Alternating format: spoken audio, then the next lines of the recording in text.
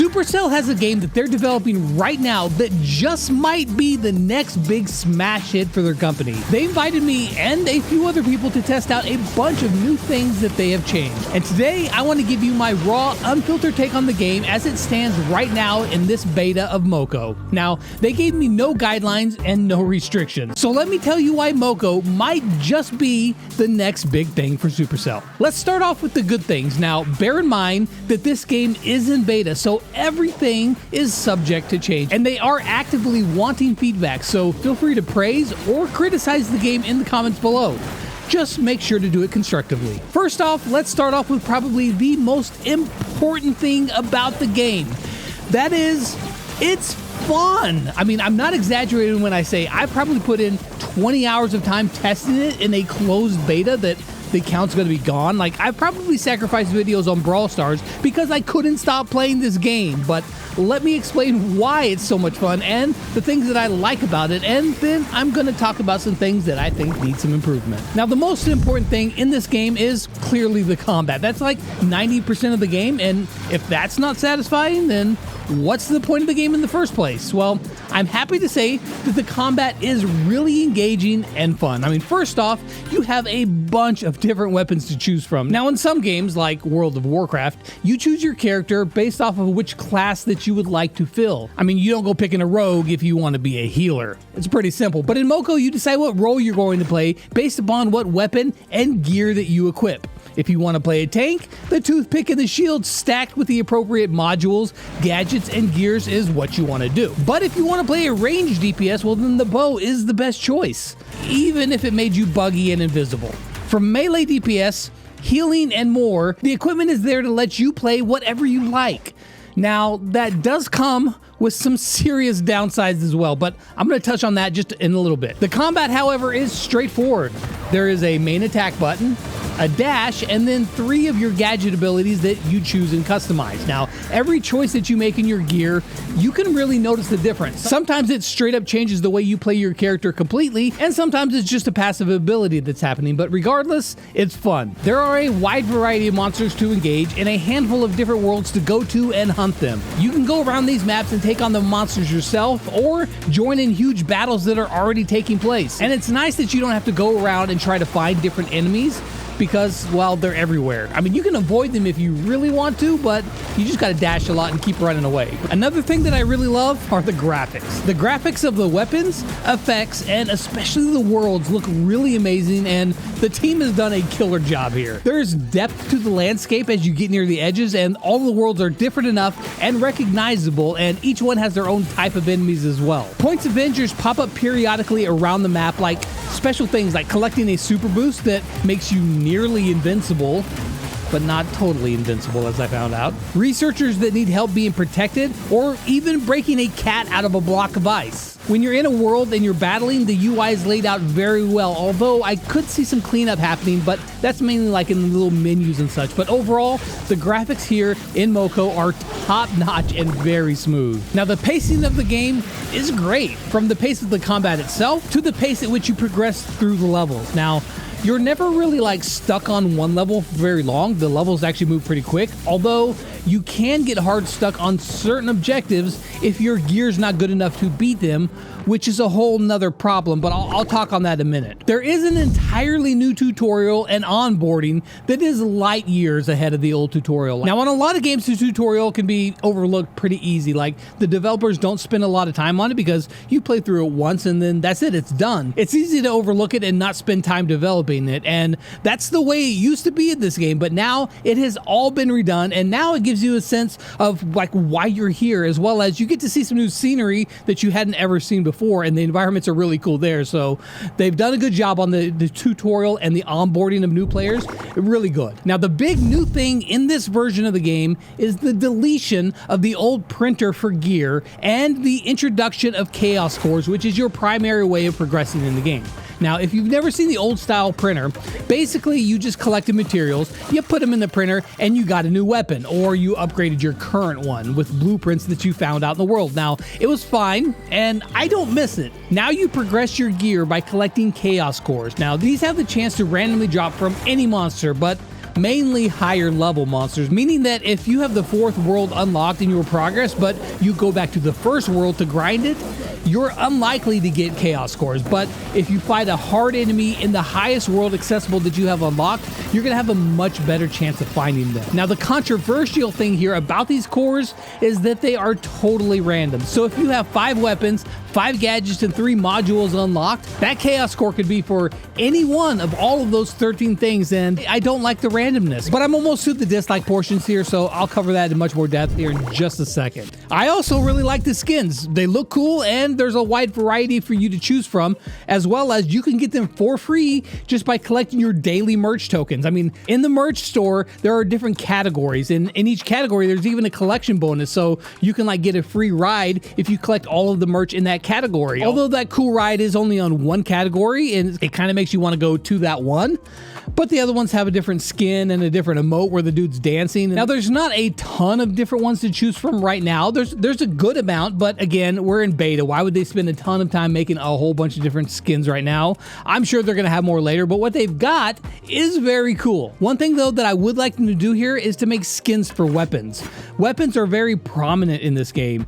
It's a big part of your character, and you can really tell by looking at somebody what they're playing, and having a really cool skin for your weapon would be awesome. And speaking of those weapons, like I mentioned earlier, there are a variety of weapons and gear, and it's all really cool. And many times I found myself trying to find the best combination of gear to beat a certain challenge, which I think is the highlight of this whole system. Like, for instance, there's a weapon called the Portable Portal, and while the weapon itself, it does very little damage. And for its special ability, whenever it charges up, it triggers your rightmost gadget. So stacking a really powerful gadget in that slot actually resulted in one of the highest damage dealing builds that I could find. Actually, the bow is actually the best single target high damage dealing, but you're invisible when you use it because it's bugged.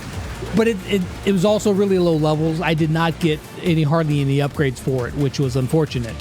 And another thing I'm going to talk about here in a second. Now, I'm not going to go into all the options on all the different weapons here, but needless to say, there are a lot of different combinations that you can do, and they all greatly alter the gameplay in a very fun way. Now, the daily quests were easy to complete, and better yet, they actually felt really rewarding to do, as they gave you a lot of XP, and for every 3 that you completed, you got an upgrade from 4 possibilities out of the daily chest. Now, this was a great way to get a pick and choose a little of how you wanted to upgrade, which is probably my biggest gripe about Moco. But before I get into the things I didn't like, I have to mention to you all the modes that you can play, because this is also one of my favorite things about this game. There are the normal worlds for just grinding and doing your quests. There's chaos rifts that are like timed dungeons. There's the training area that also has some challenges that you can take on, as well as PvP now too. There are so many different ways that you can keep yourself occupied in Moco. But one of my favorite things to do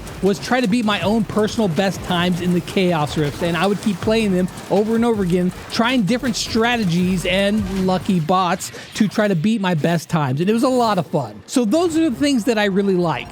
There is one thing that I'm kind of like, I'm not sure, and then there's some stuff that I'm just like, no. But let's talk about the unsure first. Now, the thing that I'm unsure about is the PvP. Now, there are 2 modes. There's a solo mode and a team mode. The solo mode is kind of like Solo Showdown in Brawl Stars, but with monsters, and also you can respawn if you die. So you kill monsters, you collect the little shards, you kill players, you get their shards too, and whoever ends up with the most shards at the end of the game is the winner. It's simple, but it's fun. And secondly, there was a team mode where you can go in with a team and fight another team. Now, I do want to see more maps for both of these modes, but the team one seemed really intriguing to me. However, playing with bots and no team optimization for their composition or gear or anything, it wasn't a great team experience. Now, I think that people are going to have a lot of fun playing this. It's going to be a blast, but I was playing bots in PvP, so how can I really be sure? I think it's going to be good. I don't know anything. Okay, so now let's just say that everything is not perfect in Moco, and realistically, it still has a little ways to go before they could launch the game, and I do have some gripes. And the biggest of these gripes, and I think it was a common one for the people who were testing, were Chaos cores. I mean, yes, wait, you know, I just talked about how I like the chaos cores. They're fun. And yes, I do like them. They are fun. It's exciting to see them drop, and you really do rely on their progress. So it's always a fun thing when you see a chaos core. But I still have some issues here. I mean, first off, it's the drop rate.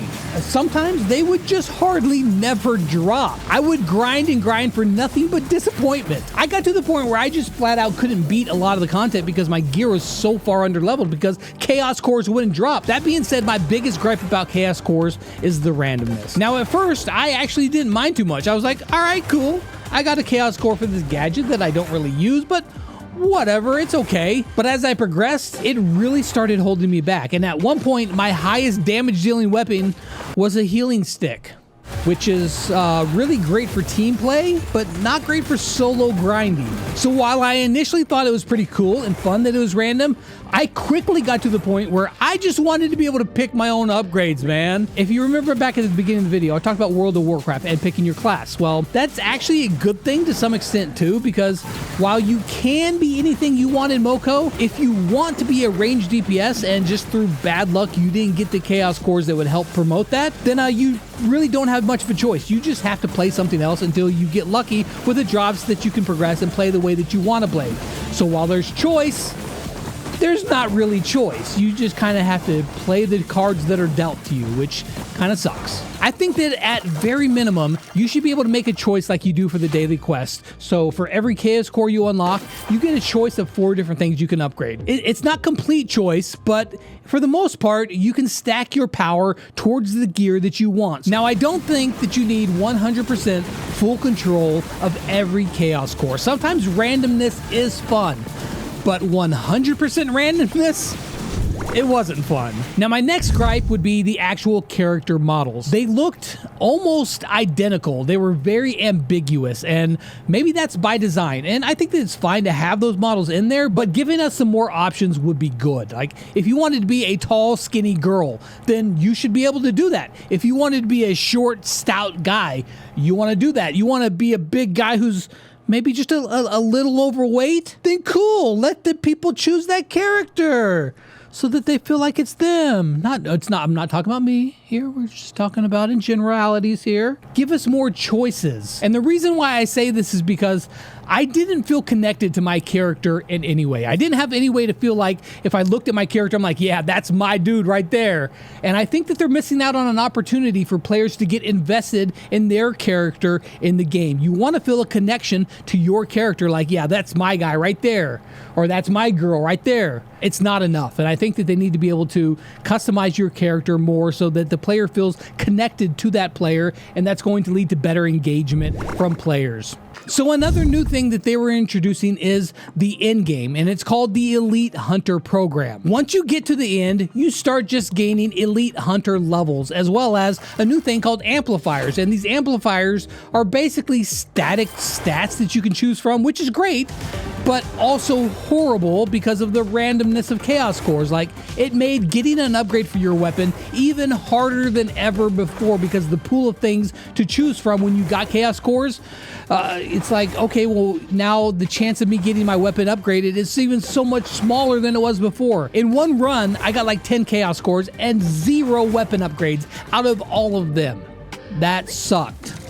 Just saying. But the amplifiers themselves are actually pretty awesome, and once again, fully customizable for how you want to set up your build. From your pet's health, to your health, to dodging, to healing, to crits on your weapon, to your gadget cooldowns, lots of really cool stuff here. Also, after you reached Elite Hunter status, you had access to new cosmetics as well for completing different elite projects. Now, you complete projects, you get tokens, and you buy cool stuff. And yeah, so that's pretty much it for the end game. And so every new chapter or update, it's going to get reset, and it's going to bring you back to max level with none of your other stuff. Now, I don't see anything wrong with what they've created. I actually like what they've done. It's cool, but that being said, I don't think that it's enough to keep people engaged in that loop for the long term. That being said, the higher levels you get, the better your gear gets, and the more things that become obtainable for you to do well, like Chaos Rifts. Like, if previously you haven't been able to beat that one level in the Chaos Rift, you get your gear better, you maximize it better, and you could probably go back and beat that and slowly progress through it. And I was even at the point where I had beat all of the first Chaos Rifts and 2 of the second ones, and I was stuck on a third one where I just didn't have the DPS to beat it. And maybe once I get my gear up even higher, I'll be able to go back and beat that. And that's a pretty good feeling. So there are a lot of good things with the amplifiers and the Elite Hunter levels.